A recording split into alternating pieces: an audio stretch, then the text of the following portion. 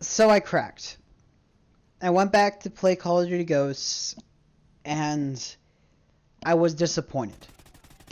Not that I was disappointed because I knew what I was expecting and I knew what I was getting myself into. But disappointed because the nostalgia didn't last for very long. When this game came out, I was a freshman in high school, and, you know, I really didn't have a huge social life then. This game was kind of my scapegoat from the real world. And being Call of Duty being this empty space that I could go to and pretend like the world didn't matter was a good time when I was that age, because I was someone with always very low self-esteem, someone who was scared of trying to fit in or be out there. And throughout my freshman year, Call of Duty Ghosts was that silver lining of peace at the end of the day for me. And to think that a game that meant so much to me for those reasons is nostalgic trash breaks my heart. And it sounds kind of pathetic to say that you have an emotional connection to a video game. I understand that, and we all are entitled to our opinions, and if you're someone who thinks that way about me, I respect that. But this game, it's not bad and it's not good. It's just boring. Plain. There's really nothing that you can say about Call of Duty Ghosts to change my mind to say that this was a good game. It wasn't bad, but there was a few points when I was playing this and I was questioning myself, why am I playing this game? When I was close to Maniac in one of the games, I don't think it was this game, I wasn't excited. In other CODs in the past, when you got a kill streak, even if it was a UAV, it was fun. And Call of Duty needs good streaks because it kind of allows us to go on a massive streak and just dominate a lobby, and it makes us feel good inside because we're having fun, we're getting our moment of not getting our butts handed to us, and we're having a good time. The destructive environments, it was a nice addition, but it took away from the game. There were times where people weren't even interacting with the environments, and it was just, what's the point of this there?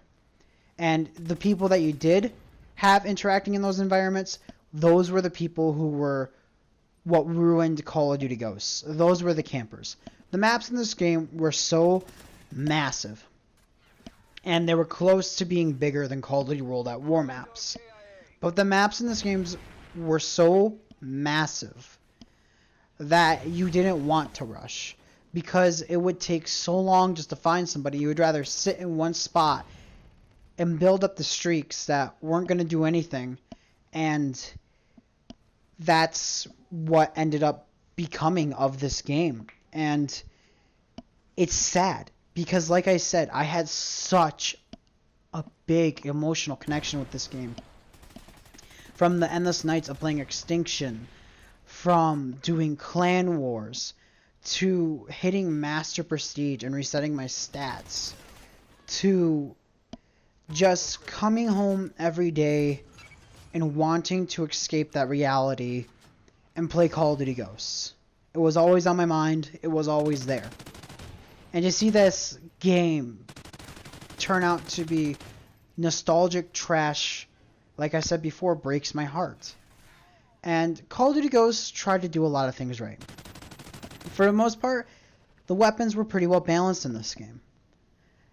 The support system was fine-tuned and worked very well, so it wasn't overpowered compared to Modern Warfare 3. Specialist was nerfed, but at the same time wasn't ridiculous like it was in MW3. So they made a lot of right directions. But at the same time, there was so much content in this game that there was really too much to devote your time to. You had campaign, you had extinction, you had multiplayer, you had clan wars, you had squads, which was basically combat training for this game, and then you had safeguard mode, which was the survival mode of this game. That's 6 different modes in one game. This game had a lot to offer. They put a lot on the table. But Call of Duty Ghosts was at a bad time. New generation consoles just came out. The game was intentionally made for PlayStation 3, Xbox 360, and Wii U. It wasn't meant for next-gen hardware. So the game didn't play as good. It didn't look as graphically beautiful as it possibly could. And the game was just held back by so many last-gen features that they built this game around, that when you got to next-gen consoles, which I played on, the player base was always small. The connections were never that good. And the game just was infested of the real people who were playing this game were the ones who were dedicated to Call of Duty on next-gen, and those were the sweats. And I was part of that group. I was part of the diehard fans who were playing Call of Duty Ghosts on next-gen consoles, supporting the game. And now that I go back and play it, it's a game I don't think I can play again. It's a game that it has a connection in my heart, but it's in the past for a reason. And as human beings, we tend to like to relive the moments in our past, but there's just something about this game that when I go back, the nostalgia doesn't come to me. The nostalgia doesn't hit. Whereas if you go play Black Ops 1, for me, there's so many memories, so many hours in that game, and Ghost just doesn't have it. And it's sad to say, but Call of Duty Ghosts will always be like its title. It will be a ghost of Call of Duty's past that will always be forgotten, and it's going to be a past that, in my opinion, should stay buried up and not come back again.